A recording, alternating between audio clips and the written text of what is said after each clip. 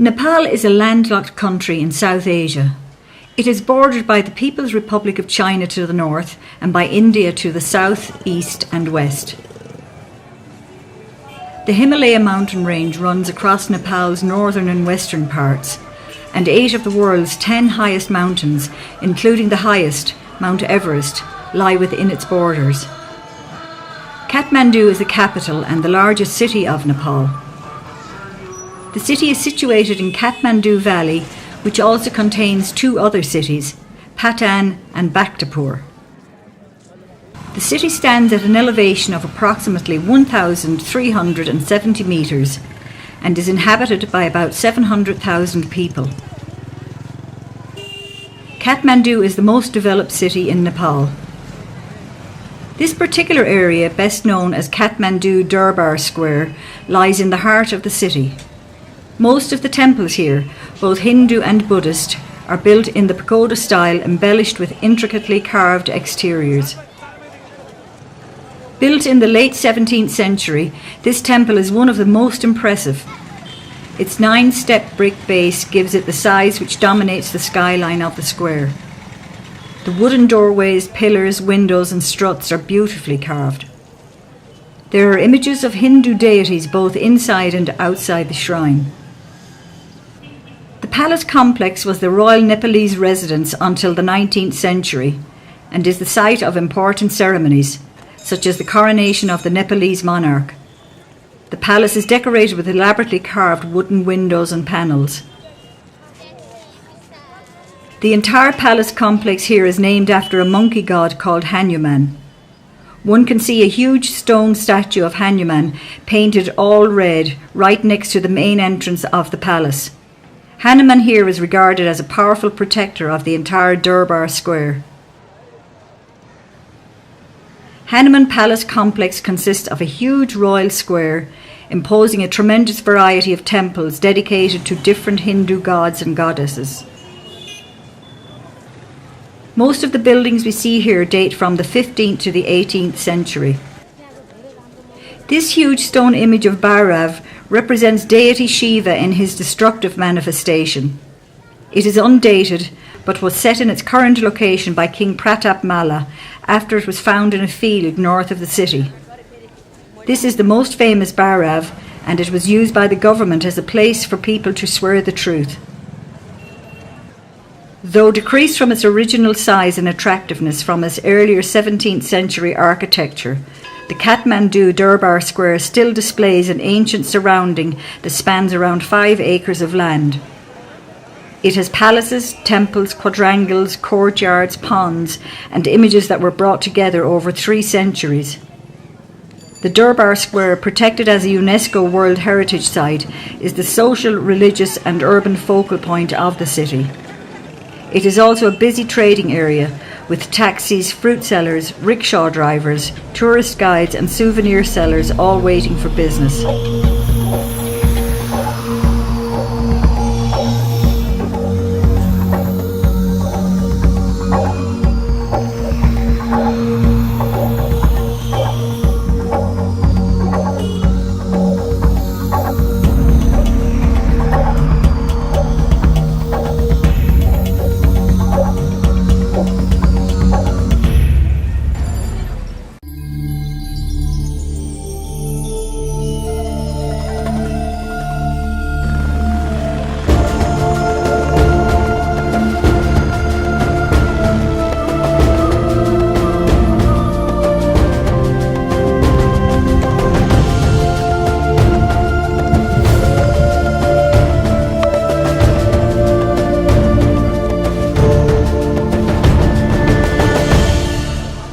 Basically, we provide you the accommodation in the lodge, and in the lodge you'll get a room with the bed and a pillow, but you have to have your own sleeping bags.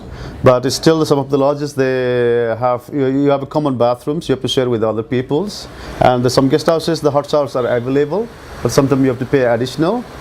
And the food, basically you will eat as per the menu, whatever they have a menu in the tea houses. So you will eat as per the menu. And during the trek, yes, you can drink as much water you can, because it will help you to avoid the altitude sickness, and also it's good for you for rehydrations. But mineral water is terribly expensive, so try to get the boiled water or some other water with some the water pills. So you should not compete with the other people, but you should have your own rhythm. And as long as you have a willing power that you can do it, you will do it. This trek takes us from the village of Lukla, which is at a modest height of 2,860 metres, on a 10-day walk to the base camp of Mount Everest at an elevation of 5,400 metres. The journey begins with a 40-minute flight from Kathmandu to Lukla. For many people, this will be the smallest plane they have ever travelled on, and an exciting start to the journey. This flight takes us to the Khumbu region of Nepal. The planes flying to Lukla from Kathmandu have no radar system on board, so they cannot take off until they are told that the weather conditions are suitable where we will be landing. Because of this, long delays occur regularly. Lining the streets of Lukla, it is common to see porters offering their services, but most people visiting the area would have these organised by now. Considering the remote location, the village and the skies above it can be surprisingly busy. In between the planes carrying tourists, you can see army and rescue helicopters at the airport. Lukla has a variety of shops and lodges where one can have basic Western-style meals and pick up any last-minute items for trekking or climbing ahead. There are many restaurants in Lukla, so you can have a meal before you begin the first day's trekking. A typical menu in Lukla will have a large variety of foods like fried rice, noodles, soup, pizza, momos, breakfast cereals, hot and cold drinks, and most junk foods you can get at home. People usually try to avoid eating meat from here onwards, as there is no cold storage and the possibility of a sick stomach is very high. The journey from Lukla to Pakding should take between 2 to 3 hours, going at a slow and steady pace. The trail starts with a gentle climb up the mountainside on the left bank of the Dukosi River, which provides a lovely view for most of today's walking. There is a well-worn path with steps leading you both upwards and down, but by the time you reach Pakding, you will be almost 200 metres lower than you were at Lukla. There is a large amount of accommodation available at Pakding. The Namaste Lodge is a 3-storey building with a large dining room, a full bar and restaurant, and a cyber cafe. The quality is very basic. The rooms come with a bed, a mattress and one pillow. There are no electrical sockets and toilets are shared. Today's trekking will take somewhere between 5 and 6 hours depending on your fitness level. The journey from Pakding starts off very easy, following the Dukosi River valley below, and above and all around you are surrounded by rhododendron forests. There are several small villages along the way to stop for some food or drinks, like this one in Monjo. As you leave Monjo in the direction of Namche, you enter what is known as the Sagarmatha National Park. To enter, you have to buy a ticket and fill out a form. You will need to show your passport here and provide a passport-sized photograph. Several times you will have to use the suspension bridges to cross the Dukosi River. Locals have decorated the sides of the bridges with prayer flags, although there is no need for prayers, as the bridges are all made of steel and feel very secure. On the far side of this bridge is a village known as Jorsale. There are no shops after this village, and it is advised to stock up on water and food. A short walk past Jorsale, there is a suspension bridge to cross, and after this the trek gets surprisingly difficult. The walk to Namche is very steep and continually upwards. There is no level or downward walking. This section of the walk may take 2 or more hours. People of average fitness may find that they can walk for several minutes only, and then need to take a short break to catch their breath. At this altitude, your body will notice the lack of oxygen in the air, It will be especially noticed if you attempt things like running up a stairs or exert your body in any way. As you reach Namche, you have to pass a police checkpoint. Here they will ask to see the ticket you purchased at the entrance to the Sagarmatha National Park. Namche Bazaar is the most important town in the Khumbu region, the land of the Sherpa people. This town is located at 3,440 metres above sea level. After the difficulty of the last day, you will feel the rest day at Namche is well deserved, but the idea behind the rest or acclimatisation day is to climb high during the day and then sleep lower. This will help your body adjust to the altitude more easily. The most common walk to take on the rest day is to the Everest View Hotel. From here on a clear day there are spectacular views of Everest. This walk should only take around 2 hours, leaving you plenty of time to explore Namche Bazaar. A market takes place every morning in the town centre. Many traders come from Tibet to trade here, on the far side of the Himalayas.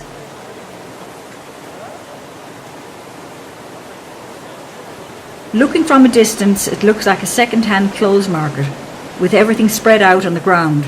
But in fact, most of the goods you will find here are new imitation climbing gear.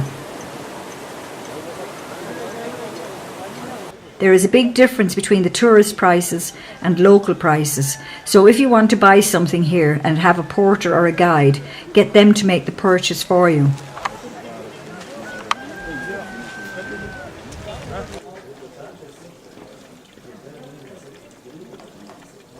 Almost anything you might need for the trek ahead can be bought on the streets of Namche Bazaar. Items like down jackets, sleeping bags, shoes, socks, gloves, scarves, suntan cream, lip balm, tissue paper, maps and water.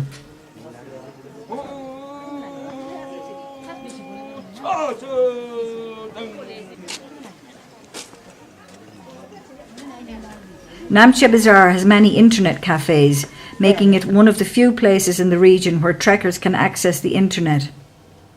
The internet cafes connect via satellites, and so the resulting connection speed is slow. The village also contains a German bakery, well known in the region for providing good quality Western food, including pizza. The walk from Namche to Tenboche should take between 5 and 7 hours. It begins with a very steep and tiring walk up out of the village. There is a large amount of construction taking place in Namche, with many new lodges being built. The sound of stone being cut is very quickly replaced with the sound of the wind blowing in the trees and the calming sound of the yak bells. The atmosphere has changed so quickly. Tenboche Monastery can be seen in the distance on a clear day, as well as the summit of Everest. After about 20 minutes walking, the ground levels off and you'll find your pace increase. After an hour or two of level, easy trekking, you have to walk downhill, losing much of the altitude you gained over the last day, so you can use this old bridge to cross the river.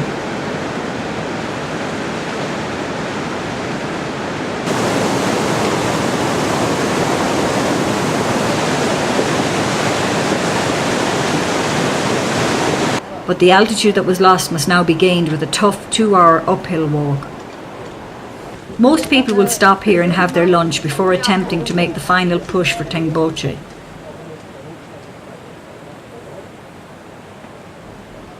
The price of a bottle of soft drinks here might be 50% higher than it was in Lukla, although meals like rice, soup and bread will be mostly the same. The lack of oxygen in the air is really noticeable at this stage. Only the Sherpas seem to be able to scale this steep hill at a reasonable pace. Everyone else is choosing to take it slow and steady. Tenboche village is located at an altitude of 3,867 metres. In the village is an important Buddhist monastery, the largest in the Khumbu region. The structure was built in 1923 but was destroyed by fire in 1989. It is rebuilt with the help of volunteers and the provision of foreign aid. From here there are great views of Everest and Ama Dablam.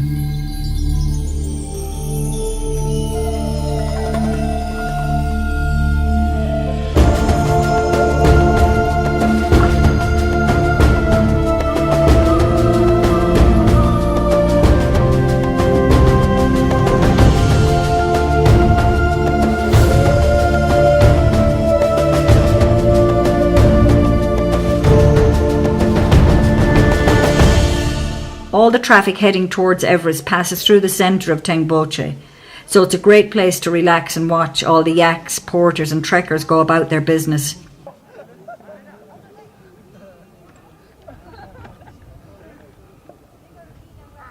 There is a large green area in the centre of the village for camping and several lodges to choose from.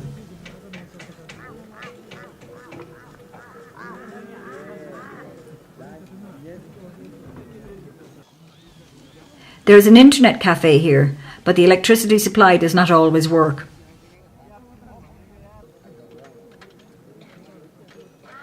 There is a bakery in the centre of the village which claims to be the highest in the world, and at nearly 4,000 metres it's easy to believe.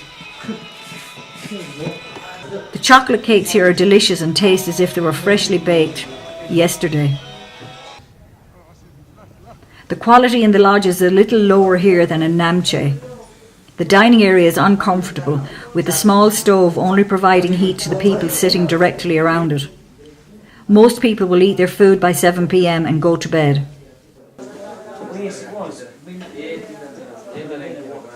The walk from Tengboche to Dingboche starts off gently sloping downhill, but shortly after crossing the river, we head uphill and spend most of the day walking along the river valley. Many people visiting this region of Nepal will only go as far as Tengboche, so from here onwards there are less trekkers, porters and yaks along the path. There are some lovely family-run tea houses to stop in along the way, serving up tasty drinks like hot lemon or yak milk tea.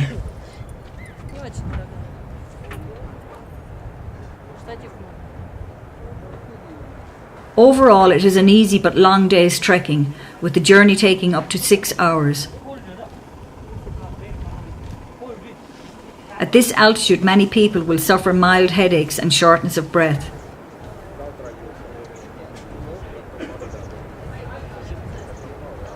The village of Dingboche is located in the Chokhung Valley at an altitude of 4,530 metres. Trekkers will usually spend 2 nights in Dingboche for acclimatisation purposes. The village relies heavily on tourists, with lodges and tenting areas comprising most of Dingboche. The Imja River flows directly east of the village. Most people choose to spend the rest day hanging around the village. There is a bar here with a pool table. Expensive internet cafe and satellite phones are available at a high price if you feel like phoning home.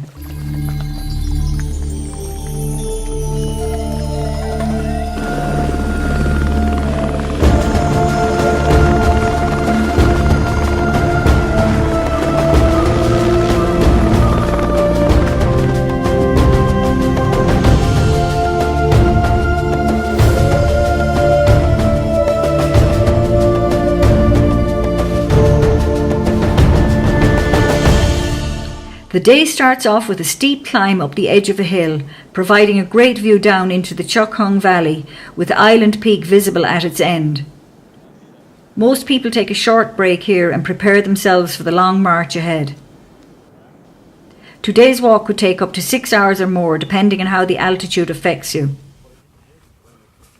As you walk along the side of the valley, if you look down to the left at the base, you can see a small village called Periche. There is a medical centre in Periche where emergencies can be treated. For minor ailments, there is a fixed charge. This charge enables the doctors to be able to treat the locals for free. Most of the walking today is along relatively level ground.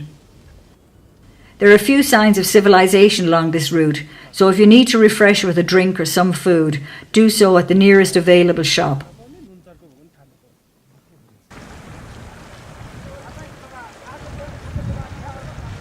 For the last hour or two, the ground becomes steep and rocky until you reach the small village of Lobuche.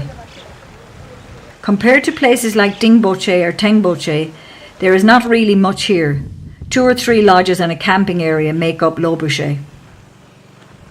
The village is quite exposed, and the high winds can cause a lot of dust to blow around the village. Because of this, most trekkers choose to relax indoors. The number of trekkers passing through this village can vary greatly, and it is common for there to be no accommodation available. Guests may be asked to share a room with a stranger or even sleep on the dining room floor. There is no way around this, as the nearest lodge is many hours' walk away.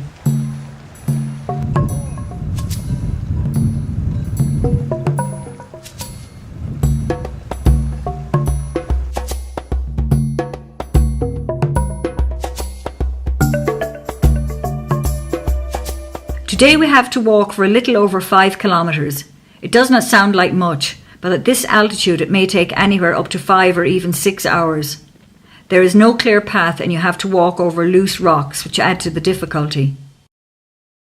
The small village of Gorak Shep is actually the original base camp for climbers heading towards the summit of Everest. The small village is located at the base of a peak called Kala Pathar, which appears as a big brown bump below the impressive south face of Pommery. Many trekkers in the region of Mount Everest will attempt to summit Kala Pathar, since it provides the most accessible point to view Mount Everest from base camp to peak. Due to the structure of Everest, the peak cannot be seen from base camp.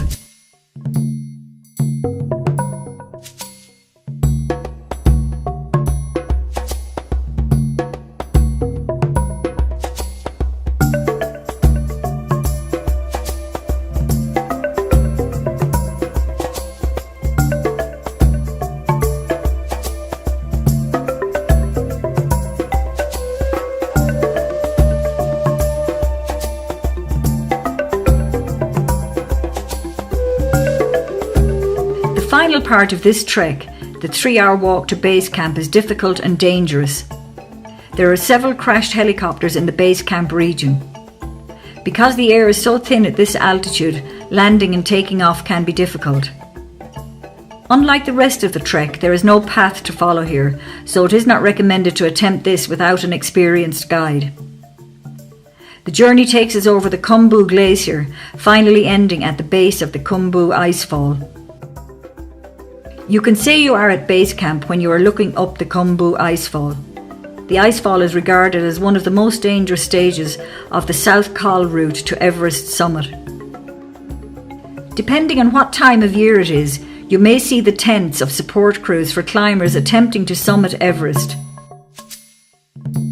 The months of April and May being the busiest times at base camp.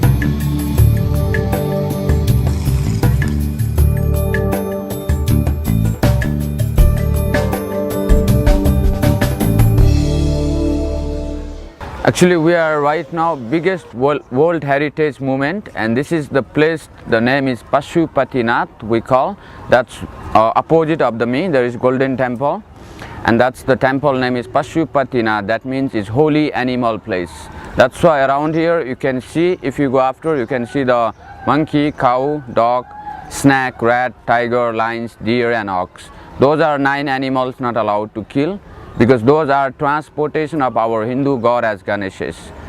Like human beings, we have transportation, the aeroplane to far to travel, and for car, taxi, bus. As Hindu god, we have different animals, and they are not allowed to kill, they are sacred.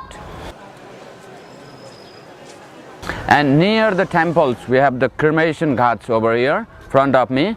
There is the place which is like a triangles, and almost there is some women are cry, and almost they are waiting for family relatives. And we have totally the 7 platform here, and rest of round platform, that's for meditation. In here we can see 60, 65, and for triangles are cremation, and we burning here for during the day. In one day more than 30 to 35 bodies are, and sometime as well as more also, and sometime as less also, 10 to 15. As in 24 hours we have during the night also, day, morning, every time, because this is the biggest temple. We have 80% Hindus in Nepal, and they cannot bring 80 persons because 10% they are staying mountainside, 10% border of India, and when they die, the 20% and almost they are like carry the body, you know, the like a bed of bamboos, and they take bank of any river, and almost we are like 60%. If they die, 40% hospital home, the cremated here immediately, soon as possible. And like 20% we are sick, we go hospital, as doctors say no more hope, and they likes to die, most of people, and they bring in this place here. We have other side. If we go to the next side, we see the white building near the temple. That's the White House, which is people are waiting for die. You can see the near the red house, opposite of red house there is white. That's the hospice where the people are waiting for die. Some are they bring from the hospital today morning, they die today evening. Some are they wait for 2 day, 3 day, 4 day. And that house they provide from government, dedicated of government. And there almost doctor, sister, medicines are free everyone here. And if they die, rich are, we burning next side, there is the separate platform for political persons. We burning the body natural material. It's cost 500 kilogram wood to burning for one body, and minimum 10 to 12 kilogram the butter of cow, buffalo, because to pure butter of cow, buffalo, we put between the wood, then body they help to burning fast as fast. And we cannot allow to put like a kerosene, sugar, oil, because that's the made from machine. The human bodies are all over the world, Europe, America, Australia, anywhere people are they born, humans are. Just we have different skin. Some of them they have white, some of them they have black, you know. Human bodies are they made from five natural materials, which is we call air, water, sky, heaven and earth. And we believe if we burning from natural material, then they mix into the air to the air, water to water, dust to dust. That's why we burning from natural material. And after families are, when they come, the body they put near the platform and they cover from white as orange clothes. Because we born the naked, and when we die, the families are, they take the priest are higher caste. Because before the democracy time, we have according the caste system. And right now we don't have any more caste. And that's why all the people are, we believe they are same, equal, you know. And we have this 4 platform 12 years before, and 19, you know, 95. People are so many die, and they have to burn for one body 5-6 hours they have to wait. And that's why the government they build the 3 platform new, and that's why we have 7 platform over there. And almost like when they bring body here from hospital home, you know, when they brought here, then after the family relatives one by one they come queue by queue, and they are offering, they buy some in flower market, flower necklace like red powder, orange powder, and they are offering into the body. And some rich people are, they are wearing, you know, the necklace of gold, and some are ring silver, and that's never burning, you know. And they mix in ash and they push into the river, the ash they push in river, and sometimes they are going to search, and sometimes they found. And that's why they go to searching in there if they are lucky, you know. And some of them not belongs to. This is the river, name is Bagmati, and this is come from the mountain, from the Himalaya. And this is the follows to the Ganges in mix in the Banarasi in India. And this river name is Bagmati because this is come from the Himalaya, and they went more than 200 kilometers down in earth, and they come from the mouth of tiger. And that's why we call the Bagmati. Bagmati means, Bag means tiger, Mati means water. This is come from inside the tiger mouth, this water. We have 108 temple around in this place, and temple those are dedicated of Shiva. Shiva is the main god, because golden temple is Shiva, the biggest temple. Around here, and 108 temple, and middle of the temple there is a small statue which is symbol of Shiva we call. And inside the statue they are worship from the like a red color, yellow color, flower. Every day morning 5 to 6 o'clock, priests they go inside, they worship from red color, yellow color, incense, candle. That time they ring the bell. We have big bell also, more than 300-400 years old bell. Some are like 100 to 500 years old temples are. Because 108 temple, there was not built the one king, there was built the 108 king. Different time there was built the different kings are.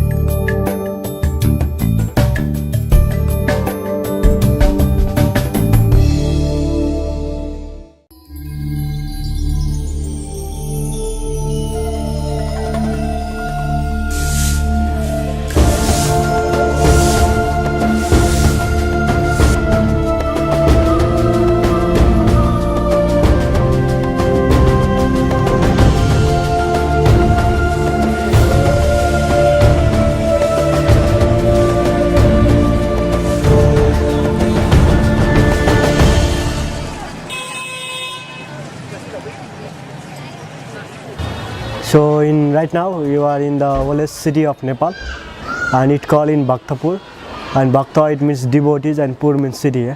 So actually until 16th to 17th century in our Nepal we have many separate kingdoms. It's a Kathmandu, Patan and Bhaktapur is the three different kingdom here.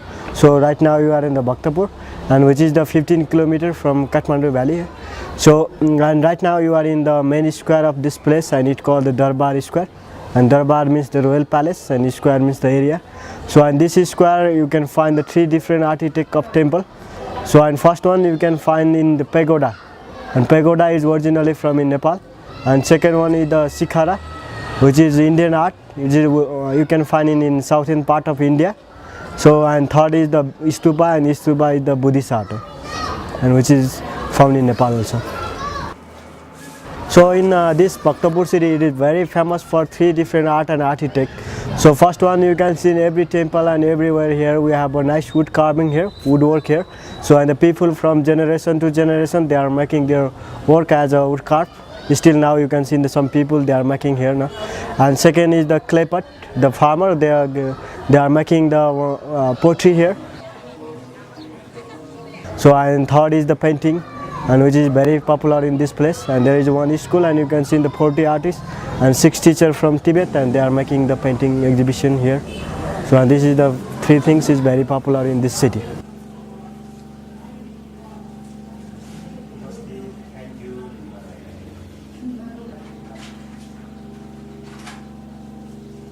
And you see there is a one column, there is the column there, and that's the king, and he is the second last king of this place, and his name is Bhupatendra Malla. So and you have a praying statue inside of the golden gate. There is a beautiful temple here as a Kumari, and Taleju temple inside here. We'll go to look there also. And you see these all are the buildings here, and these are the king palace. So when we have a separate kingdom, and that time these all are the buildings, they are the palace here. But nowadays in the government they provide as a national art gallery in the museum, and there is a black window one, there is a fine carving, and which is the 55 window palace here.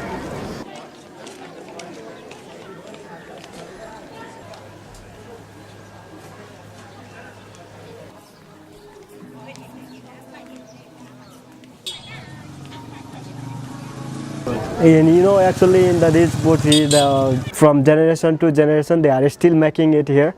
So they have one wooden wheel, and inside of the wooden wheel they put in the clay, and after that they run by the sticks roundly 2-3 times, and after that they make it by their hand, and this is a typical one. No? And but nowadays they had a modern technique, and they put in the motor by electricity also. They are making the pottery here.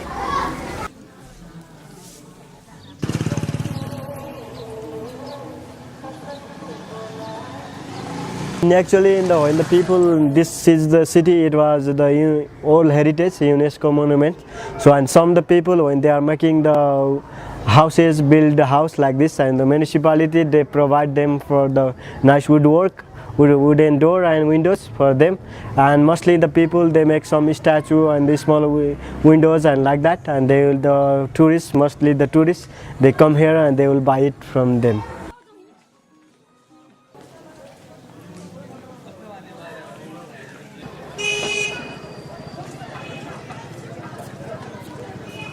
Mostly our incoming shows, some more than 80% people they are the farmer here in Bhaktapur city, and some people they do as a business.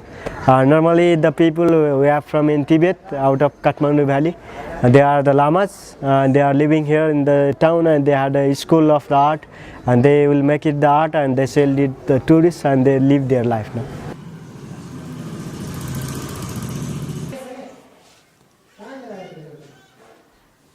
And actually the history, we have a full of history in these places, no? And you know in Nepal we have a separate kingdom. So at that time when we have separate kingdom in the Kathmandu valley, so this is the capital city of Kathmandu valley. So there is a one king and he have a 3 sons, and they all want to be the king, no? And he divide the 3 different states as a Kathmandu, Patan and Bhaktapur. So after that we have a 3 states here. So until during that time we have only one kingdom, and this is the capital city of Kathmandu valley. So when they have a 3 brother son, and they are 3 brother, and they all want to be the king, and king he divide the 3 different states.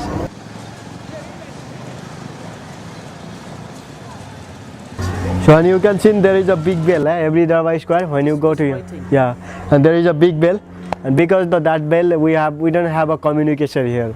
In that time we didn't have a satellite, no radios, no television.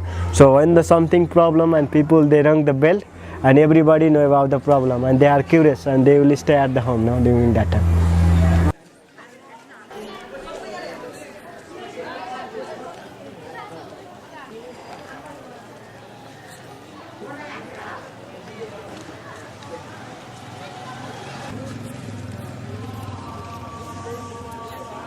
And it is altogether we have a 6.0 square kilometer in this city.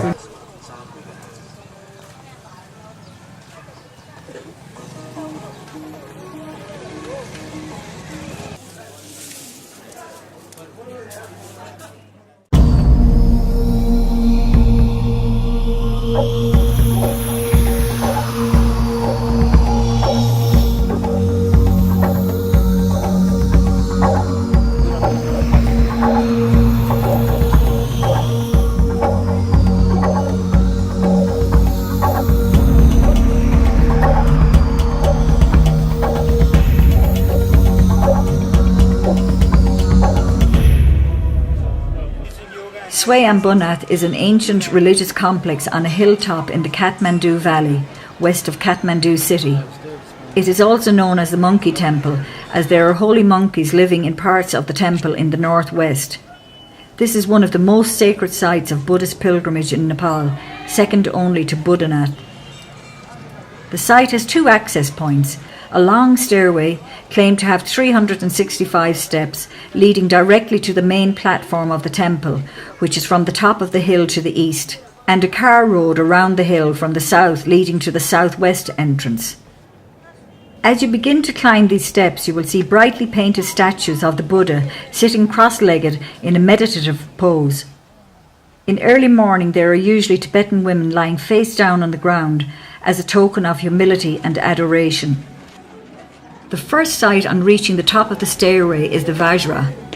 This is a large golden object that is believed to represent firmness of spirit and spiritual power.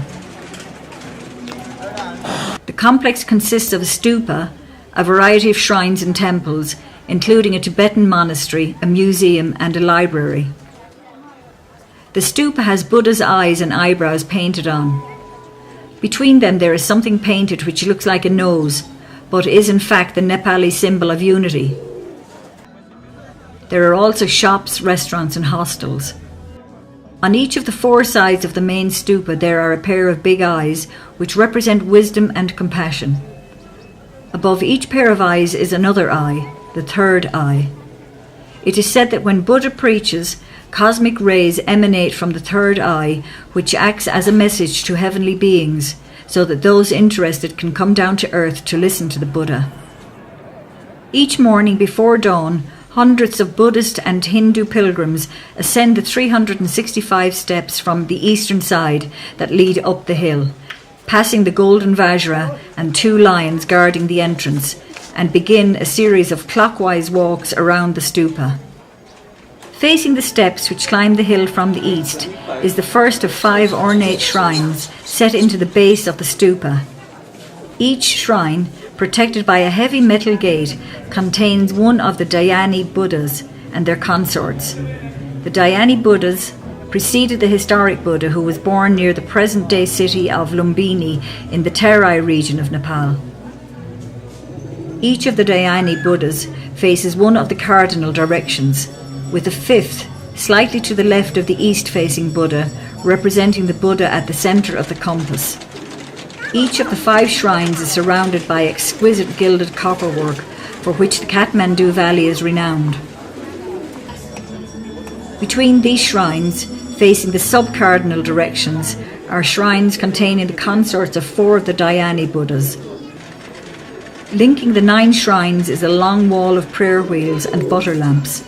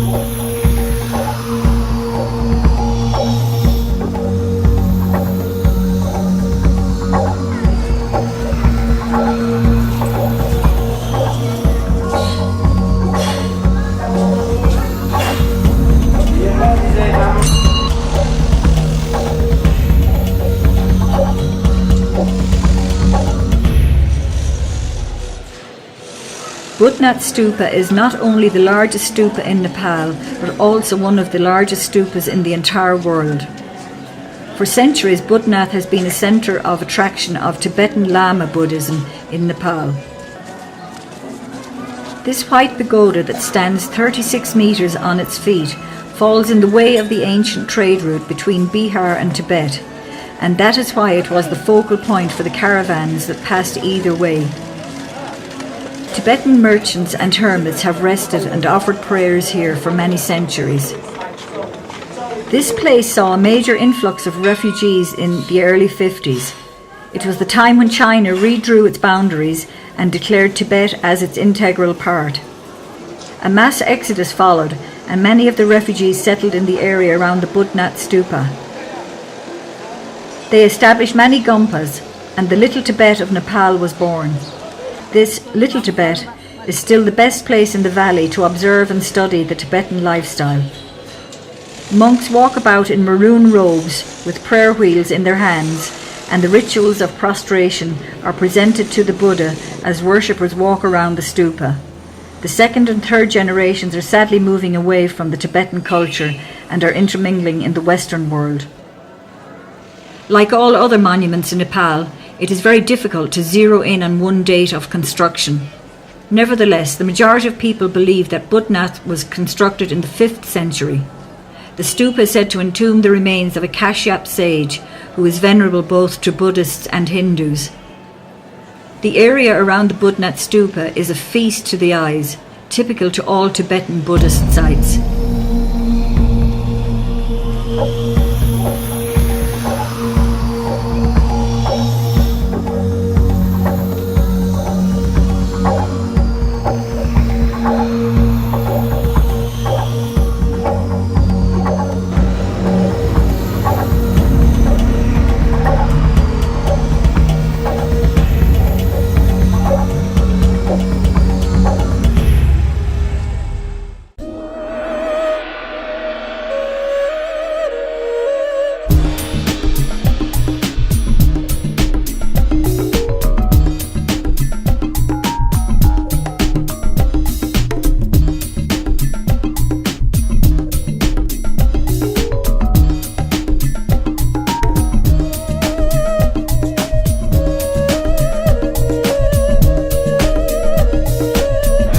You are now in Patan Darbar Square, one of the second largest city of Nepal.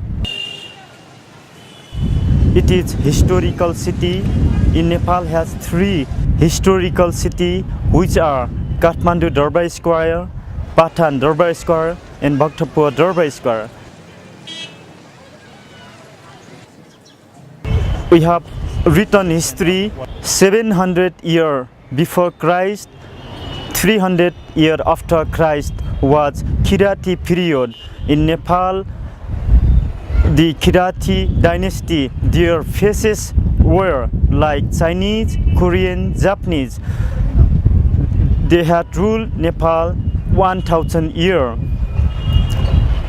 Particularly 250 years before Christ, one of the famous Indian emperor Ashoka came in Nepal, and he had established one pillar where the birthplace of Buddha is Lumbini.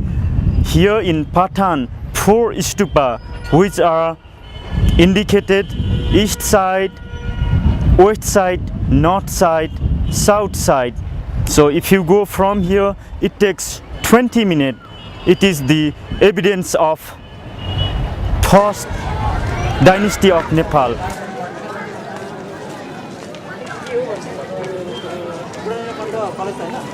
This temple is Shikhara style temple. We call Chinese, Tibetan, Nepali style temple, all made by stone. This temple is dedicated to Krishna and his girlfriend Radha Krishna. Krishna has 1600 girlfriends. Krishna is God of love. This temple will be open only one day after Krishna birthday. This year we had 23rd of August Krishna birthday, and 24th of August was open this temple. All public people enter and worship. The god of love, Krishna. That temple was built 1637. It had taken time to complete. 18-year construction were started 1620 and it was completed 1637. It has 21 pinnacle, all are gold plated. One of the famous Sikhara style Indian Mughal influence we call, all made by stone. Here will be great festival, occasion of Krishna birthday. 23rd of August was Krishna birthday.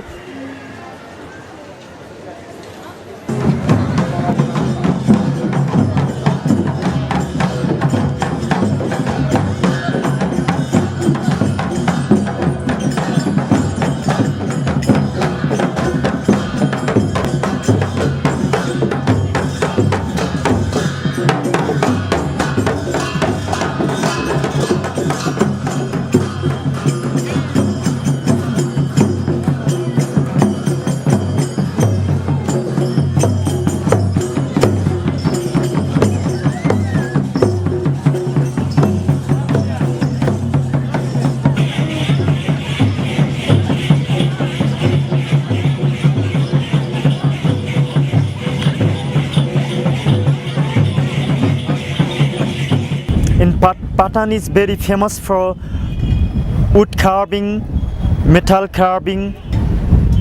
So what you can find here, all qualities are world class.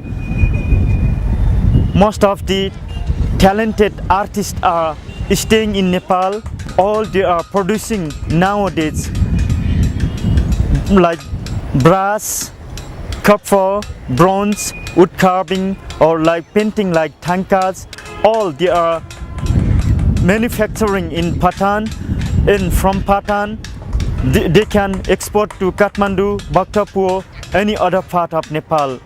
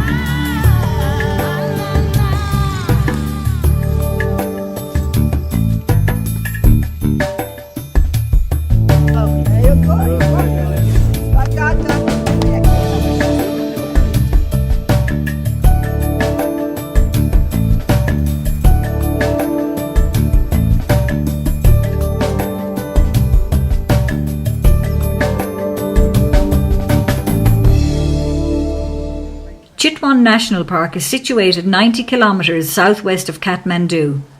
Widely acknowledged as one of the best national parks in Asia, covering a pristine area of 932 square kilometres, it is the first national park of the country. Established in 1973 to preserve a unique ecosystem of significant value to the entire world, the park is situated in the subtropical inner Terai lowlands of south-central Nepal. In the northwest section of the park is an island known as the Bandarjola, which is surrounded by the Narayani River. This unique island consists of a forest, tall grassland, marshland, numerous inlets and oxbow lakes. It is here that this jungle resort is located, offering the opportunities to experience the exciting life of the jungle. Visitors have ample opportunities to see a wide variety of big game and avifaunal species.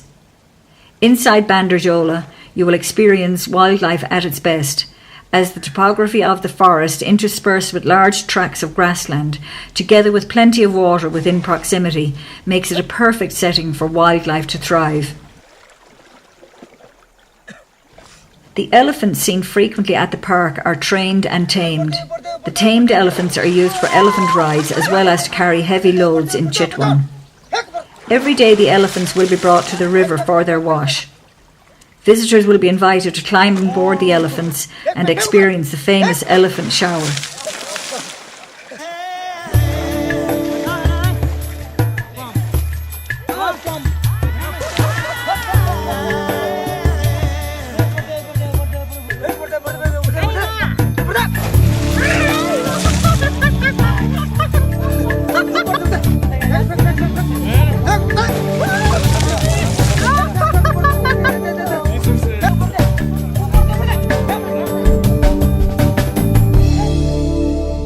The Jungle Walk Tours allows you to explore several different habitat areas, from the floodplain grassland to the dense sal forests, where you can get a great opportunity to spot animals at your own pace. Since it disturbs the animals less to walk through the forest, you usually have a better chance for discovering wildlife. When walking through the jungle, you will also get a chance to see the different kinds of plants and herbs in the national park. While taking the tour, it is common to come across holes in the ground dug by the sloth bears. Bear? Yeah, it's a bear dig the hole especially for the termite. It's quite a fresh one. At this stage of the walk, we are surrounded by 3 bears, which can be a frightening experience as the guides are armed only with wooden sticks.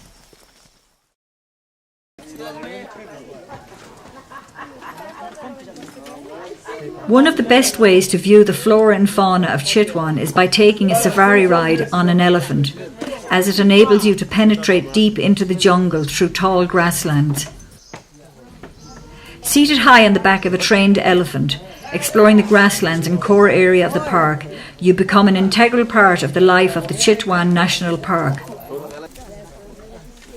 The elephant safari, though not the most comfortable ride, is an amazing experience, and it doesn't take long to spot at least a rhino in these forests.